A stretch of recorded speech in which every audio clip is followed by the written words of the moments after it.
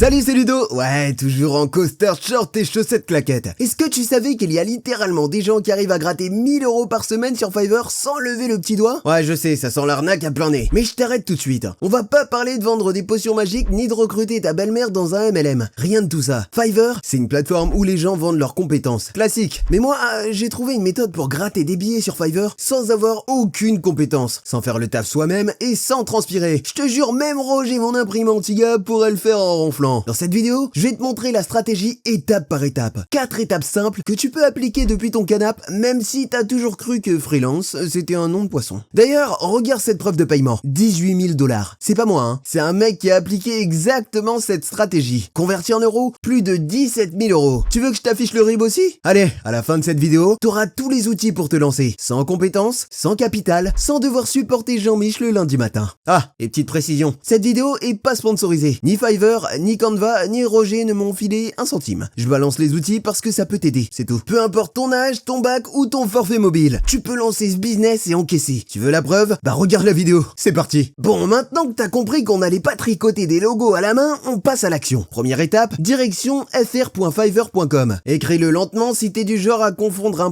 .com et un code promo. Fiverr, c'est une grosse plateforme gratos où tu peux proposer des services ou acheter ceux des autres. Ouais, comme le Bon Coin du taf digital. Et c'est pas un petit site, hein. 60 millions de visiteurs par mois, selon SimilarWeb. Et non, c'est pas juste ta cousine de Lyon qui clique en boucle. Les gens viennent du monde entier. États-Unis, Pakistan, Inde, Bangladesh et même du Royaume-Uni. À l'époque où ils avaient encore des dents. Mais nous, on va pas se faire embaucher comme un gentil freelance qui tape du clavier pour 5 €. Non, on va retourner la plateforme façon Ludo. Je vais te montrer comment profiter de l'écosystème Fiverr sans compétences et sans répondre aux clients à 3 h du mat. Que tu veuilles bosser dans le graphisme, le montage vidéo, la création de sites ou même le chant pour chatons, peu importe, ça marche. À ce stade, va sur la page et clique sur le bouton s'inscrire. Ouais, ça pique un peu si t'as encore un téléphone à clapper, mais tu vas t'en sortir. Tu peux t'inscrire avec Facebook, Google, Apple ou carrément avec ton mail si t'es old school comme moi. Tape ton adresse, clique sur continuer, invente-toi un pseudo digne d'un super-héros fauché, balance un mot de passe pas AZERTY 1 2 3 s'il te plaît, et hop, t'es officiellement sur Fiverr. T'en estimé 2 minutes. Moins de temps qu'il m'en faut pour chauffer mon café au micro-ondes Lidl. Et crois-moi, si tu veux que la suite fonctionne, cette étape est obligatoire. Pas de Fiverr, pas de fiesta. Bon, maintenant que t'es sur Fiverr, t'es officiellement un entrepreneur digital. Ouais, même si pour l'instant t'as juste rempli un formulaire et choisi un mot de passe. Mais on commence tous quelque part, hein. Là, on va passer à la recherche. L'objectif, trouver une catégorie qui rapporte, mais où t'auras pas 200 000 concurrents qui bossent pour le prix d'une baguette. Donc direction Fiverr et on farfouille. T'as des catégories à gogo. Graphisme, marketing, digital, rédaction, montage vidéo, musique, développement, même des trucs chelous comme des vœux d'anniversaire personnalisés par des gens déguisés en licorne. Mais là, t'as 2 règles d'or. À noter avec ta calculette Lidl. Choisis une catégorie où le ticket moyen est au-dessus de 30 à 40 €. Et surtout, où la compétition est pas trop hardcore. Et pour ça, on dégaine l'outil magique, Fivlytics.com. Ce site, c'est un peu comme Roger, mon imprimante. Il t'affiche des chiffres et faut savoir les lire. Bon, le site est en anglais. Si t'es fâché avec Shakespeare, clique droit, traduire en français. Hop, magie. Ensuite, tu vas dans le menu outils Fiverr. Analyse des mots-clés. Tu tapes la catégorie que t'as repérée, genre logo design dans la barre mots-clés cibles et tu cliques sur analyser. Là, tu vas voir un truc du genre 200 000 offres existantes. Prix moyen, 105 €. Ouais, ça sent bon. Mais ça veut dire compétition à la Hunger Games. Pas ouf si t'es nouveau. Moi, je te conseille de viser plus malin. Des catégories moins saturées, mais qui payent quand même. Genre 40 balles le service, mais avec seulement quelques milliers d'offres. Tu vois le calcul? Peu de concurrents, plus ticket moyen décent, jackpot.